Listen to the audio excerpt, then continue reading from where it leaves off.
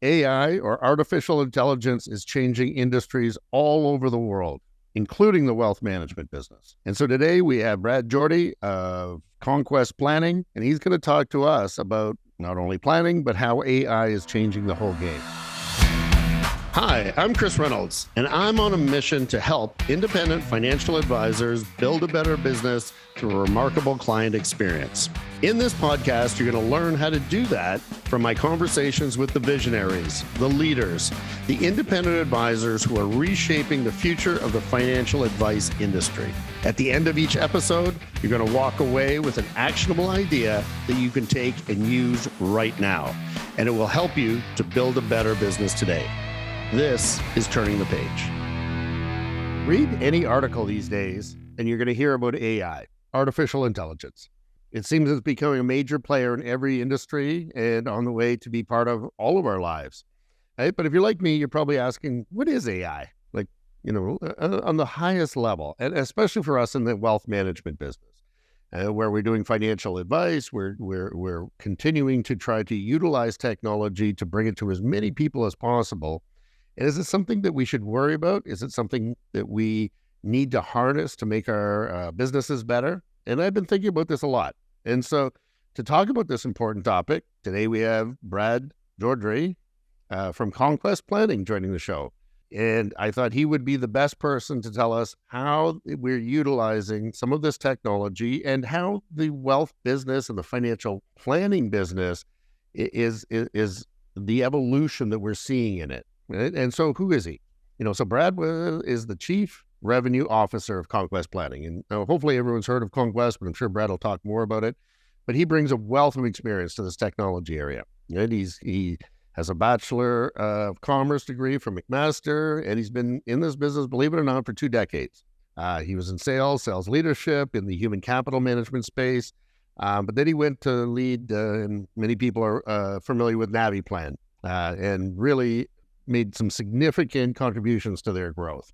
Brad then took on the challenge of expanding Quovo, a leading data aggregation technology firm, all the way into the Canadian marketplace, and it eventually sold to Plaid. And then he joined Conquest Planning in 2019, and he is now, as we mentioned, the Chief Revenue Officer. Conquest Planning is a leader in the financial advice space. We use it in our firm. I know a lot of the very successful advisors in the Canadian marketplace are using it, but they're also expanding, as we were talking about earlier, into the UK and the US. So, Brad, it's great to have you on, the subject matter expert. So, Brad, maybe let's get started. Why don't you tell us your story?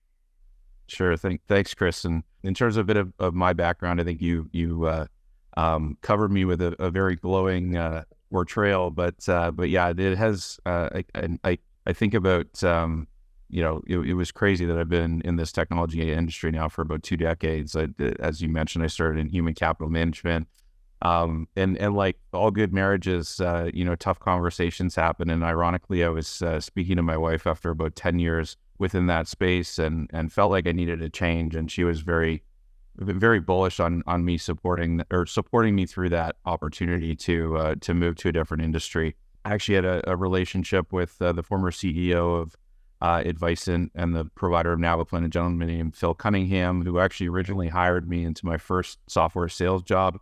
Who had interest in me coming over to support Advicent and the NaviPlan product, as we were distributing that into a couple different markets. So that was my first foray about a decade ago into financial services and specifically financial advice, which I've found is actually a very small, tight-knit community of folks that really care passionately about serving, Canadians, Americans, a number of people around the world with quality advice. And, it's been a great 10 years. I've experienced a lot at Navi, jumped over again, as you mentioned, to that aggregator, a business called Quovo, which was my first foray into a very small fintech business. We were fortunate enough to have a ton of success. I led their efforts in Canada, supported a lot of the initiatives around open banking, which thank goodness are now coming to fruition. It was a bit of a headache for me, but here we are. And then obviously joined Conquest basically shortly after inception in early 2019. And I mean, this has been an incredible journey so far, and it's the first 5 years have really flown by. Well, and they've done so well. So maybe tell us a little bit about Conquest. Like, what's the history behind the business? Why'd you get into it? Your sort of passion for this, the advice and presenting financial plans. So it's been it's been an awesome journey. Again, we have a whole load of really passionate people around building great technology to support advisors and so ultimately support clients around financial well-being and advice concepts. And the story actually goes way, way, way back to the 90s. So I'm not familiar if you know the backstory of NaviPlan, but it was founded out of actually a gentleman named Mark Evans, who's our president and CEO, was the original founder of the NaviPlan product under a business called EISI way back then. Mark was actually a professor, at the University of Manitoba. Oh, and didn't know that. See, you learn something new every day. There you go. And yeah, so he basically built his thesis around making or presenting financial planning concepts or financial advice concepts through technology. And so that was really the first planning tool that successfully hit the market, really took over dominance in Canada and the US. Mark was fortunate to exit that. Well, I wouldn't say fortunate, but Mark exited that business, and the business was sold to a private equity out of the US in 2011. A number of folks originally involved in the business rode off into the sunset, thought they'd never do this. Others stayed involved in the industry, and then we decided to all come back together in 2018. The reason we did is that still only 25-30% of all Canadians had access to a financial plan. And so we said, if we solved this problem, and we had done such a great job of creating a market-leading solution before, how do only 25 or 30% of all Canadians have access to advice? And so that was really the mantra that we had when we went into this, and the thesis was around making advice more accessible for everyone. Let's expand upon that. Like, financial advice is, I'm the biggest believer in financial advice. Yeah. I was on the Value of Advice task force. We've proven that advice helps Canadians. So how does Conquest, first of all, how is Conquest different from other platforms? And why is it so important that financial advice become accessible to everyday investors, not just high net worth or ultra high net worth as it traditionally has been? Why is that important for Canadians? Sure. So again, it really, again, boiled back down to that thesis of, okay, what were the things that were in place and the tools of old that made advice, I wouldn't say difficult to deliver, but cumbersome and time consuming to deliver? Because that was our biggest hypothesis was, okay, if we could build an experience or an engine that would allow advisors to present more easily in a more time efficient fashion to consumers, then they can support more consumers, they can grow their business, they can handle, all those industry challenges around that we're going on time, or robo advice, reduction of fees, all of those. And so what we did fundamentally within the tool was remove a lot of the trial and error of the process of financial planning. So if you, if you're sitting here listening to this podcast as a financial professional, I'm sure you've, had a tool that you've used, whether it's Excel or a piece of software. And what have you done? You've gotten some information on your potential customer or your customer. You've then run through a number of different simulations based on your own experience to say, okay, I would potentially look to apply these investment vehicles, these savings vehicles, these tax efficiency vehicles to come up with a semblance of what good looked like. You'd go into that meeting with your customers, prospects, and they would say, that's great, but you have me retiring at 67. I told you I wanted to retire at 65. Right. And then you'd have to go back behind the curtain and rebuild something. And so what we did was essentially look at taking all of those simulations, those trials and errors, and bringing them right into our engine. And we built the first expert machine artificial intelligence component at Conquest called SAM, our strategic advice manager, that basically takes all of those strategies in, analyzes them, and says, okay, here are the most appropriate strategies that you should apply to this client. We've done that obviously to support, as you said, that high net worth, ultra high net worth business. Right. But the engine also, can scale down and for more simplistic strategies of consumers that are or individuals getting into the workplace or trying to buy their first house or send their kid to college. There's a variety of smaller bite-sized things that the engine can also satisfy. And so that's what we've done at Conquest. There's been studies out there, the likes of Michael Kitces have done, that have said it takes, 10 plus hours to build financial plans, and really every tool that was in market until Conquest, and we have real clients using it with their real clients, delivering financial plans in 30 and 45 minutes. So Wow. we've created tremendous scale within that, and that's really ultimately why we've been so successful. So the big thing is all about how to deliver it. It makes an advisor's business much more, I'm going to say, scalable, and the ability to deliver financial plans to, I'm going to say, the masses, because it becomes much more, I guess, simpler to deliver, simpler to have the data. So expand upon the AI. So it's integrated, and, people, again, get somewhat intimidated whenever they hear the term AI. So maybe give some examples of how AI is integrated into the traditional wealth management practices. Like, how should advisors be looking at these tools to really leverage it and deliver a better service to their clients? So the first thing I would say is that advisors shouldn't necessarily be afraid of artificial intelligence. What I would encourage is advisors to understand, because they understand intimately how they run their own business, and think about what aspects of artificial intelligence can help them be more efficient in running their business. So some of the initial forays that we've seen, Conquest being one of them, is to make the process of building a financial plan more efficient using AI instead of that trial and error basis. So that's a practical application of artificial intelligence. Other ones we've seen are around marketing opportunities. So, people are looking for stuff that was typically cumbersome around client communications or back office elements, for artificial intelligence to really push those forward and make those more efficient. So if you think of leveraging artificial intelligence on the marketing side to prospect into potential new clients, and just using elements of data to make client communications more personalized, more efficient to deliver, instead of having to craft these more cumbersome or time-consuming messages from the ground up. And so that's where I think we should best leverage in this industry artificial intelligence, is those areas that have practical application, that take a lot of the menial tasks away and allow the advisors to be focused on the specialty they do have, and in providing such an important service in financial advice. So that's pretty cool. So how can it utilize that AI with personalization and customization? Like the client still wants to feel that they've been heard, that they're delivering what they've been said. So, maybe give some examples of, how Conquest does it, and Sure.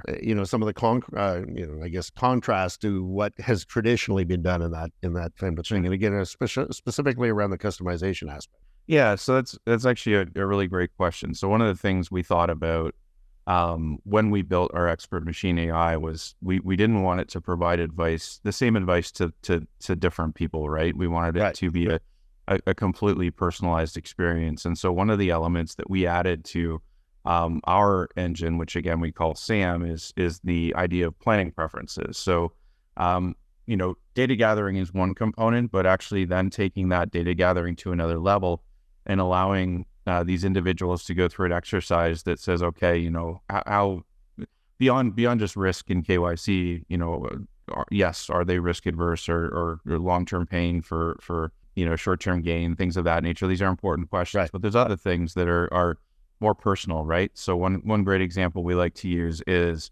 hey, we know that real estate is a very important asset in everyone's life, and some have received that asset potentially through generations. There could be many situations where a family's been in a house and a person has zero interest in selling that house. Right. Although selling the house is actually a great asset for their financial plan, we wouldn't push that to the top of the list, so to say, within our SAM experience. So there's elements of planning preferences that we've added that have created a tremendous amount of differentiation and more personalization around the construction of the financial plan. And what we've seen historically in the past in those trial and error tools is that, if you're a financial professional, you've met a couple that was 45 years old, they have 2 kids, they live in London, Ontario, let's use, and then you met with a different couple that lived in London, Ontario, that was 45 with 2 kids in the same school. The next week, they're probably getting a very similar financial plan because the advisor, Sure. not that they want to have bias, but they probably, had some memory of what they had produced the week before. What we can do in Conquest is remove a lot of that bias, because again, the engine presents the strategies that would be most applicable for this client. So again, they may have differences around risk appetite. They may have differences around their housing situation. They may have differences against their aggressiveness of managing cash flow versus saving for retirement. So there's different preferences that people have that we've incorporated into the process to make each plan more personal. Well, that's good, because that's probably the key. And that's the most difficult part is, are you doing a customized plan? Like I've seen some that'll look, fairly vanilla and, the same sort of thing, but this can come right back to that particular client situation. AI is just another tool that advisors are using, along with a whole technology suite, to run their businesses more effectively. So I would love to have a one-on-one discussion with you about how technology is changing your business. And if you'd like to do that, just go to the link in the show notes, click it on, and we can have a virtual coffee. I would love to have a virtual chat with you soon. And the other thing that I've been interested in, sort of watching Conquest, is you've, had some partnerings with other firms in the fintech space to sort of create, wider access to not only financial planning solutions, but integrate with, things like, account opening and KYP. And maybe you can expand a little bit about those partnerships and where you see that going in the future. Yeah, so I think, we've been a huge advocate and a supporter of the Canadian fintech community and really the global fintech community. And we found the best implementations of Conquest have been in situations where things are tightly integrated. So often what we see is organizations will leverage some sort of CRM or back office. So whether that, is a Salesforce or another back office, to bring data into Conquest, we can actually start building the financial plan before the advisor or the individual that's receiving that financial plan have gotten involved. So often what we'll do is allow Sam to run in the background and come up with a semblance to just say, okay, you're an appropriate amount of ideas or strategies for this consumer to consider, right off the hop. And so that's kind of one way where we've incorporated data into Conquest. I think you prompted the question around data out, which I think is a very differentiating situation for us too. And what we've tried to do is the financial planning of old. Again, we talk about the 300-page client report that frankly we created. And then why we created it, because people were asking for more and more and more and more, right? And so when you create more without having this blueprint of needing to create more, you get thickness instead of goodness. And so what we've focused on is an action plan and a to-do list, and giving the ultimate consumer of this financial plan tangible and digestible pieces of information to say, okay, I just need to do these 3 things to accomplish, a goal that's coming to on a horizon in 20-25 years. And so that's where you get into some of the integration partnerships and efficiency that we have done. So we talked about data on the front side, Salesforce, even KYC elements. We've had, other implementations where we've seen risk tolerance be part of it. But some of the exciting stuff is that downstream stuff around taking those actions. One partnership specifically that we've been working a lot on is Cap Intel. I think you've probably seen that one. They've done a really nice job of entering the market, allowing people to easily digest risk and suitability and look at financial vehicles around investment management. So that's one, significant partnership we've seen a lot of success with out of the gates. The idea of delivering a financial plan with 3 actions and then ultimately showing the product solutions that would be attached to those in one foul swoop is a really efficient process for the advisors, and then ultimately a easier to digest process for the consumers. We've also done some other pretty cool things around just data and analytics. So Conquest can absorb a lot of information and can produce that into different areas. So we've helped support financial wellness and financial well-being initiatives at some of our large clients, looked at prompting sales and marketing and opportunity generation work, or in and around CRMs or other communication mediums. So there's been that we have done, and it's been cool to see when firms have kind of built us into a full ecosystem. Well, I think that's the future. Like, that's the future of the wealth management business is, we're taking this data, and it all starts with, and I've said this many times on this podcast, it starts with a financial plan, right? You got to lead with the plan. That's why a consumer goes to a financial advisor. I'm still shocked at how many consumers go to financial advisors and don't actually receive a financial plan. They receive investment recommendations or portfolio recommendations, but it doesn't necessarily incorporate them. One of the reasons is it's hard, right? It's work. And so the more that I think Conquest providers can integrate it into how advisors do business, I think that's going to be, that's what's going to change this industry. That's what's going to give, real leverage to the advisor, and as part of your goal that you mentioned, provide financial advice to a broad spectrum of demographics through Canadians. It doesn't necessarily have to be just for the rich and the very rich. It can be, sort of this mass affluent population who does need a financial plan and guidance. Yeah, I think, we've seen a lot of movement to that effect. We work with a number of different firms that are more traditional advice delivery firms around solving this problem for clients that maybe purchased a financial product with them but didn't have a consistent relationship, or retail banks, for instance, that have a lot of engagement with clients on whether it be cash accounts, credit cards, debt products, and a variety of things, but haven't been able to serve advice at scale. There's a lot of these challenges that people are trying to solve now, and often what we're seeing is people trying to unbundle the problem in a slightly different way. And instead of leading with product, as you suggested, leading with advice and letting the products follow. But if you provide good technology for the end customer, the actual customers can start their advice journey on their own and come to you more knowledgeable and come to you looking for solutions instead of coming to you and saying, "Hey, I need help." I think about, I was talking about my wife earlier. She's a teacher, and I would say the students that are most successful in her class are the ones that actually have thought about the problem first and have come with potential solution or here or there, instead of just saying, "I don't understand question 7," right? Like that's not the best way to start. Actually, it's a really good point. Now, of course, as someone who runs a large wealth management firm, here's what I always get. We have a good contingency of advisors that have long tenure in the business. I've been in the business 20 years, 15 years. I don't need any of this, technology and financial plan and AI. I've been done just fine without that. What would you say to those advisors? I would, first of all, congratulate them on making it 20 years in the industry. It's not an easy industry to make it that long. I've seen some of that, especially in the U.S., like some of the attrition rates at large firms is egregiously high. But, what I would say is that, like, the technology side of things, we're actually trying to solve the same problems as the advisors. Like, we're trying to provide solutions that are going to make it easier for their customers to understand the services and solutions they're looking to provide them with. And yes, it's great that, these advisors have been successful and built a book over the past 2-3 decades.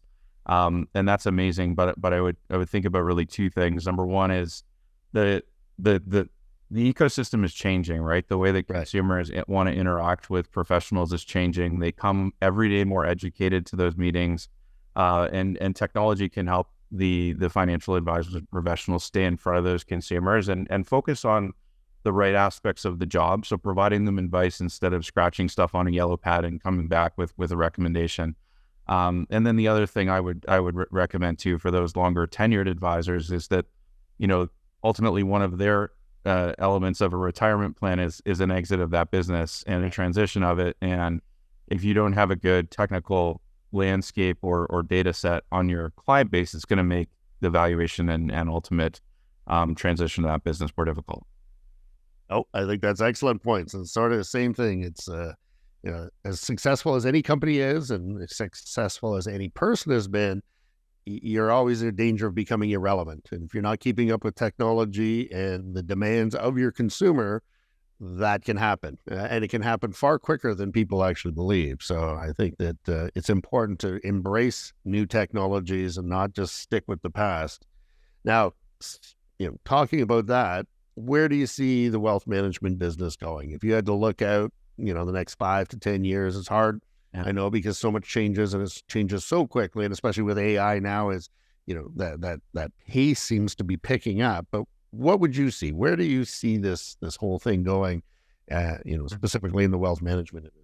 Yeah, maybe I'll speak to the actual role of the financial advisor in this. So I was reading a McKinsey study a few weeks ago, and not to remember it verbatim, but paraphrased, the future of the financial advisor is really more around financial wellness and being a financial coach. And I think we've seen a transition of this over the past 5-10 years, and I think we're going to see even more of this in the future. And maybe going back to the comment I said earlier, a lot of the consumers today, because of the access to information that exists out there, come much more educated, and we as financial advisors in our space need to really think and act, I believe, more like financial coaches to help some of these individuals think about long-term paths. There's going to be a variety of potential new entrants into the wealth space in the coming decade or so with generational wealth transfer, and I think to remain current and to continue to run a successful advisory business, you're going to have to evolve your suite of services. Let's just say it's not just going to be about, as you said previously, the podcast. It's not just about investment management and picking an investment vehicle anymore. It's really around kind of rounded out overall wealth and ultimately financial wellness. Yeah, no, I would very much agree. So what's next for Conquest then? Anything you can talk about of when you see the future? Yeah, so I think like one of the things innovation is key to our tenant. We've stuck to a monthly release cycle from day one. So every month we release new functionality to our, I would say, happy users. We've had a lot of, pickup of our tool. I think, Chris, we were chatting before the podcast started, but just over half of all Canadian financial advisors now have access to the Conquest technology, which is pretty crazy in 3 years. But we're trying to continue to push that envelope. You're going to see some stuff from us this year that may freak people out a bit, but I would caution them and just say, listen, what we're trying to do is deliver more of an experience to our users. So one of the things that we're specifically working on is with AI. It's actually around generative AI. So not to go into a large technical lesson, but the expert machine in SAM we built was an expert machine, and so that's kind of one form of artificial intelligence. The other one is generative AI, and that's what I think a lot of people more mainstream have heard about with respect to ChatGPT and other aspects. Yeah. So we've actually embedded some voice capability in our tool that we're starting to softly permeate around the industry right now, really to allow advisors, consumers to interact with the financial plan. The first iteration of it for us is we believe around usability and creating value, because these tools and technologies can become more complex kind of as there's more functionality in it. Wouldn't it be nice to say, hey, I need a chart or report on retirement income for my client? What are the best ones? And Sam will go and pop up 10 retirement income reports to say, hey, I'd recommend 1, 2, 3, 4, 5, 6, 7, 8, whatever that list is. Allow the customer to get in there and say, hey, I'm seeing a blip in my, or I'm seeing like a bump in my retirement income graph in 2072. Like what is that? And allow the consumer to then ask the question. Sam can come back and say, that's actually the year we're downsizing your house. You're going into retirement 5 years in, downsizing your house. We're doing that in one click. We're selling the house. We're picking up the assets. We're investing the assets. And so there's different ways to interact with the tool. And, another great example is, what ifing, right? Hey, Sam, like what if I were to outlive my plan by 5 years? What happens?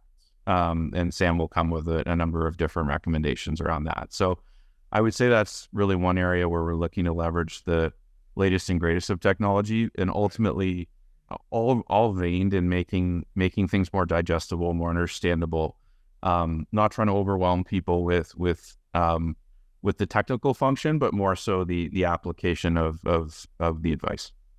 I love it. I'm looking forward to that. That sounds like that's going to be super cool, and something that I think will certainly the advisors who embrace this will truly differentiate themselves in the space. Like, I don't think it's going to be about just, my plan's better than your plan anymore. You can see the interactiveness that you guys are planning to build into that will be a real defining factor, I believe. Yeah, and it'll actually help us on the personalization side too. So we talked a little bit about that concept, and there is a history of personalization being a different logo on a 300-page client report and a different color of a bar that lines the top of that report. But the future again is that, Brad and Rachel, we would come in and build our own financial plan with our financial advisor and have that be a unique experience, allow me and my wife to interact with the experience and ask the questions we want to ask, not be forced into a specific bucket based on how the technology works. Right. Nope. I love it. So Brad, now we want to know about you. I always do my rapid fire at the end of our program. So I'm going to ask you 3 questions, and it's whatever the first thing that pops in your mind. And talk a little bit about this, but what are you passionate about? Yeah. So, I mean, beyond obviously what we do, because that's a very important passion and really one of the most enjoyable experiences that I've ever had. Certainly in my work life, I love spending time with my wife, my friends, my family. I'm a very avid golfer. I like being a part of my community. I live in Burlington, Ontario, which has been a blessing. We're very fortunate and have enjoyed staying or living here for the past decade or so. Oh, that's fantastic. What is your most memorable client interaction? Wow. Okay, so I'm going to take you outside of the financial advice realm. I'm going to go back to one of my first ever jobs. I was selling HR technology, as I mentioned, or as you mentioned, kind of as the onset of this podcast. One of the largest clients I had was Wegmans, the grocery store down in Western New York and the Eastern Seaboard. I'm not sure if you've shopped in it before, but it's a very unique place. And we were implementing a new succession planning and performance management application there. And I was taking over the account. I talked to the main stakeholder there, and her name was Laura Amick, lovely lady that was in Rochester, New York. And she insisted and demanded that I go through a Wegmans and shop at a Wegmans before I come for the meetings. The meeting was at 9:00 in the morning. I was down in Rochester. I drove down that morning. I think I left at like 5. And she's like insistent, and I'm like, well, are they open? And she said, the Pittsford location, our flagship store, is open at 7. Go get breakfast, shop, and then come to the meeting, and then we can talk about your technology. And so that was really the coolest client interaction I've had, because it was quite unique, and it really painted a picture of what Wegmans was trying to do. And I'm not sure any of your audience would know this, but they're a grocery store. It's not like they pay ridiculous or egregious fees or wages to their employees, but I think there was that was Fortune's best places to work list. I forget if it was Fortune or Forbes, but they were listed since inception of that list in the top 10 every single year since inception. So it's a really unique business. I love that. I'm going to actually read up on that now. There you go. I mentioned it. Maybe I'll get them on a podcast. And you should shop there. Yeah, it's a great go there. Yeah. And the last question is, how do you want to be remembered? Yeah. Man, that's actually a very personal question. I don't even know if I have specific thoughts on how I want to be remembered. I hope that the way that people interact with me today, and I hope the respect that people have given me within this space, my workplace, my friends, my wife, my family, see me that way always. I don't know if there's any specific definition that I would put on this, but I feel very respected in how people interact with me, and I'd like that to be something I feel for the rest of my life. I like it. Well, Brad, thank you. Thank you for coming on the show. As my little rant, I can tell you that technology is not only here to stay, but it's always going to be evolving. And specifically in the wealth management business and our delivery of financial advice, our delivery of financial plans is going to be changing. And one of the areas that is going to change it quite dramatically is in artificial intelligence. And I think Conquest is doing a great job at bringing it together to integrate with other softwares to have sort of that integrated package of wealth management that allows advisors to better service their clients, better deliver quality financial plans, and really leverage that up, that, make them more successful. And you mentioned, Brad, which I liked, which is part of a succession plan, is making a business easier to transfer from one person to another. So, which is a point I never even actually considered before we had this podcast. So thank you for that. Thank you, Brad, for being part of it. We have Brad from Conquest Planning. Any final words for the audience? No, just again, Chris, thank you for having me on. We've really appreciated the opportunity to serve this market with what we believe to be a great tool. There's a lot coming. And for those that haven't checked out Conquest, conquestplanning.com, Brad at conquestplanning.com if there's interest in digging into the tool. We continue to grow this marketplace and hopefully provide every Canadian with a financial plan. That is fantastic. In summary, AI is changing everything. And what I'd like to know is, how do you see it changing your business? I would love to have a virtual coffee and talk about how you think both AI and technology will change your business in the future. And if you want to do that, just go to the link in the show notes and book a virtual coffee with me. Thank you, Brad. Brad Joudrie from Conquest Planning. Thanks, Chris. Thanks for joining me on Turning the Page. What did you learn from today's episode? If you follow me on LinkedIn, please drop me a comment there. I'd love to chat with you about it over a virtual coffee. Send me a message on LinkedIn, or you can do so at our website. The link's in the show notes. I'm Chris Reynolds, and until next time.